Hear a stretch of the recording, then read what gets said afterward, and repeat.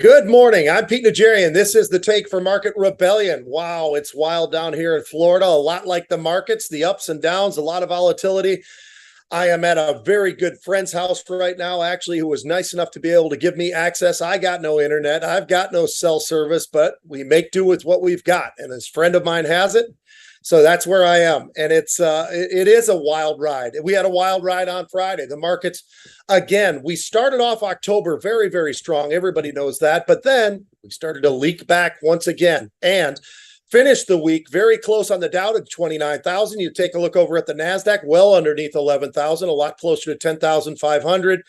And it's just been a lot of selling. And Friday was certainly a great example of that. When you got a weekend coming in front of you and you look at the volatility and you still get up there towards 32, still finished out the day on Friday, pricing in a Saturday and Sunday, still had volatility north of 31. That does give you a great example of what's really going on at this point in time in terms of that volatility and the strength that we are seeing there. 2-year, yes, still sitting right around that 4.25 level. You look at the 10-year, pushing right up against that 4 level at about a 3.9 last week. And again, today, once again, we're seeing some of that kind of movement as we continue to move on.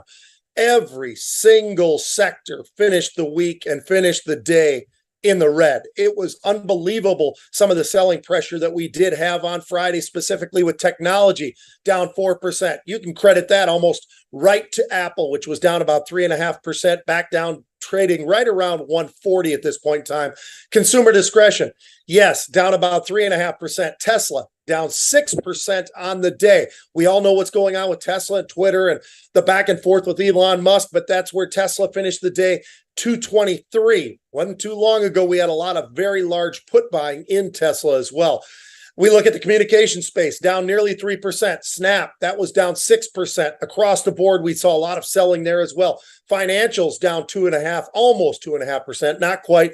But JP Morgan leading the charge, down about 2%. We have materials down 2.5%. Freeport Mac down 3%. You can get the idea that we just across the board, absolutely everything. Only thing that actually held up a little bit and a better than most, energy. Energy still did finish negative about 0.75%, but much better. It fared much better than the rest of the sectors that we talk about on a daily basis. There certainly was heavy selling. We've had a lot of volume so far in the month of October when we're talking about the volume in the derivatives markets themselves. We are well into the averaging well over 40 million contracts per day. Now, today, the bounce. We started off with a bounce. Everything in the pre-market looked pretty strong. We had the Dow up about 120 points, had the NASDAQ up pretty strong as well. But by the time we get to the opening, we were in negative territory for the NASDAQ. We started to pull back just a little bit on the Dow, and then we got to flat. And then all of a sudden, we've moved right back up once again. The S&P 500, actually probably the best thing to follow right now because of the ups and downs and the craziness of what we're seeing right now in the Dow and in the NASDAQ itself. But right now, S&P down about 3 points. This is going to be a little bit quicker than normal just because of the fact that there's a lot of different elements going on right now, and then we're going to have to hopefully be able to get through with all the connectivity that we've got right now. So far, so good. Industrials, they were starting off at least okay. They were up a little bit in the early parts of the day. We had energy under a little bit of pressure, down about 0.5%, not too bad. But it was technology once again, and we continue to look at what's going on with technology. Early, we were down in the first hour, down more than 1%.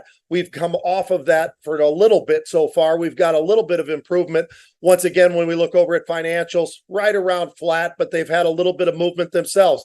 Moderna, Walgreens, Merck, Boeing, Netflix, all of those in positive territory early on. But the negativity that we are seeing in other areas, semiconductors really stands out. You look at Qualcomm and Applied Materials, you look at Lam Research, you look at KLAC 10 Core, all of which started off the day in negative territory, along with Ford, along with GM. Throw in those casinos to look at Wynn, look at Las Vegas Sands under some pressure as well today. Now, a little bit of unusual, and then we're out of here. And we will be doing the Rebels Edge today as well. Hopefully, I'm able to get it connected up to be able to do that. We'll see how things really pan out as we get through this morning. But I got one unusual for you right now. Staples.